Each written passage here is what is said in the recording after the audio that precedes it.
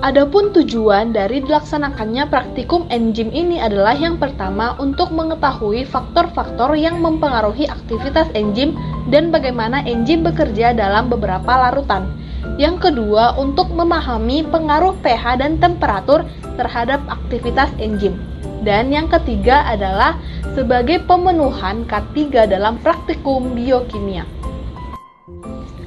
Enzim adalah molekul berpolimer yang tersusun dari serangkaian asam amino dalam komposisi dan susunan rantai yang tersusun teratur dan tetap. Enzim dapat mengkatalis suatu reaksi biokimia agar reaksi dapat berlangsung lebih cepat. Nah, cara kerja enzim ini bersifat spesifik terhadap reaksi yang dikatalis dan molekul yang menjadi substratnya. Pada percobaan kali ini, alat dan bahan yang digunakan meliputi sabun cuci piring, pewarna makanan, hidrogen peroksida 3%, 5 buah cup plastik, tisu dan label, ragi, 3 buah sendok, dan 260 ml air hangat. Prosedur kerja dalam praktikum kali ini yang pertama kita menyiapkan larutan enzim terlebih dahulu, di mana enzim yang kita gunakan yaitu ragi kering yang dilarutkan dengan setengah cangkir air hangat. Lalu yang kedua, kita memberikan label terhadap 4 cangkir yang sudah kita sediakan menggunakan spidol ataupun kertas. Nah, label 1, 2, 3, dan 4. Selanjutnya, kita tambahkan 1 sendok teh sabun cuci piring ke setiap cangkir. Di sini kita menggunakan Sunlight atau bisa juga sabun cuci piring jenis yang lain. Selanjutnya, kita akan memberikan hidrogen peroksida. Namun di sini untuk cangkir yang pertama kita tidak menambahkan hidrogen peroksida. Namun untuk cangkir yang kedua kita tambahkan setengah sendok makan hidrogen peroksida 3%.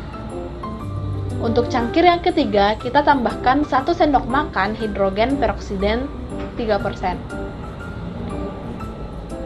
Dan untuk cangkir yang keempat, kita tambahkan 2 sendok makan hidrogen peroksida 3%.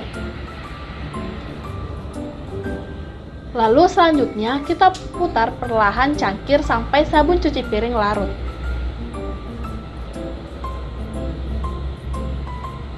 Selanjutnya, kita tambahkan setetes pewarna makanan ke setiap cangkir. Lalu tambahkan 1 sendok makan larutan ragi ke dalam setiap gelas, yaitu gelas 1, 2, 3, dan 4. Lalu amati apa yang terjadi. Bandingkan dari setiap gelas perubahan yang terjadi. Setelah dibandingkan, tambahkan 1 sendok makan hidrogen peroksida 3% ke dalam gelas 1 dan amati kembali bagaimana reaksinya. Sehingga kesimpulan dari praktikum kali ini adalah yang pertama, laju kerja enzim dipengaruhi oleh suhu.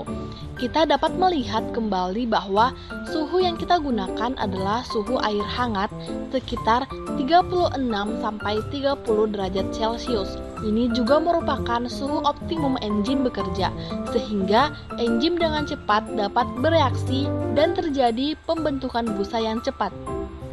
Lalu yang kedua, konsentrasi substrat atau H2O2.